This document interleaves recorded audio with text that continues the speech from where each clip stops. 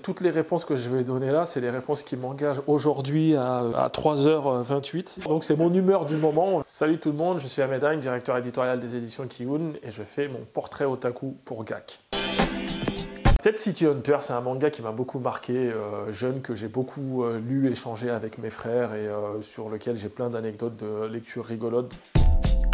Peut-être Les Mystérieuses Cités d'Or, pareil, qui est un animé qui... alors c'est une coproduction franco-japonaise, hein, c'est pas animé 100% 100%. C'est un des animés qui m'a beaucoup marqué quand j'étais gamin. Il y avait cette notion d'aventure, de découverte, tout l'aspect historique. Moi je suis un fan d'histoire, j'avais une passion pour la civilisation Inca. Donc c'était parfait pour moi, quoi. Je m'imaginais, je me rêvais en Esteban quand j'étais gamin. Je veux dire Ryo Saeba parce qu'il a ce côté un peu schizophrène, ultra charismatique, beau gosse, séducteur et en même temps clown complètement pervers. Et j'ai envie de croire qu'il y a un peu de Ryo Saeba en chacun d'entre nous. Hisoka, c'est pas mal. Le Genki Dama, c'est cool quand même. L'idée que tu lèves les bras et tu récupères l'énergie de tous les êtres humains de la Terre pour donner le coup fatal au grand méchant, c'est plutôt cool. Alors, je vais dire un truc qui n'est pas lié à moi personnellement, mais un type de transformation auquel vous vous attendez peut-être pas, mais qui m'a marqué quand j'étais gamin, les Magical Girls. Ce côté, t'es la petite fille classique dans ton quotidien de tous les jours, et puis tu fais ta petite danse avec ta baguette et tu te transformes en magicienne ou en chanteuse ou quoi que ce soit. C'était cool quand j'étais gamin. Moi, c'est Chihiro, c'est mon Ghibli préféré, il m'a beaucoup marqué. Un combat récent dans un manga que je publie, My Hero Academia, All Might versus All for One, c'était chouette quoi. Un combat de daron, un combat qui marque une fin de cycle et un passage de témoin dans le manga et qui était sacrément cool. Ouais. FF6. Je vous montre ça parce que c'est un cadeau d'anniversaire que j'ai reçu il y a quelques jours d'un méga pote. C'est mon premier RPG, j'ai joué, j'étais encore lycéen. Donc j'ai découvert le genre avec ce jeu-là.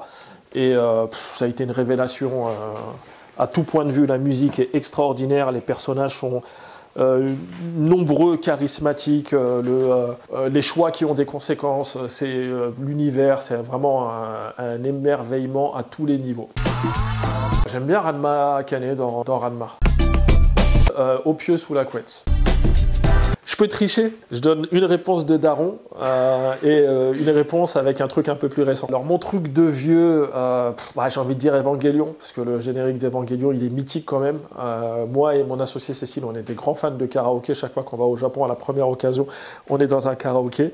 Et c'est le générique qu'on chante tout le temps, quoi. Plus récemment, il y a un anime qui s'appelle Dororo, qui est une adaptation de Tezuka, que malheureusement pas beaucoup de monde a vu parce que c'était sur Amazon Prime et que voilà, c'est quand même assez limité comme audience. L'opening s'appelle KN et c'est une super chanson qui va vachement bien avec la manière dont l'opening lui-même est mis en scène.